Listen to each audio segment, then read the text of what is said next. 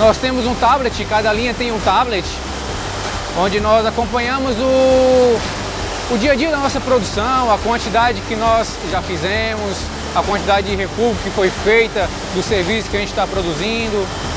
As paradas são apontadas, a gente tem acesso tanto na tela quanto no tablet. Ali mostra a quantidade que nós fizemos até agora do início do nosso turno, que foram 26 mil. A nossa meta, a gente está 1% acima da nossa meta do dia. E a quantidade de refúgio está um pouco acima do determinado, né? A gente está com 8% acima. Essa parada foi na PTH, foi uma manutenção que precisou agir ali. Aqui nós temos todos os problemas relacionados à manutenção que ocorre na máquina.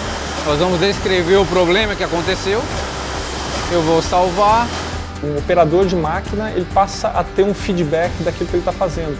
Então, a partir da implementação do PKIT, no momento em que começa a rodar, ele já consegue ver nas telas o que está acontecendo na linha e ele passa a ter um feedback.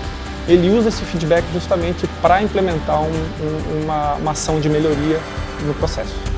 Algumas linhas de produção a gente já tirou o papel e a ideia é tirar de todas as linhas.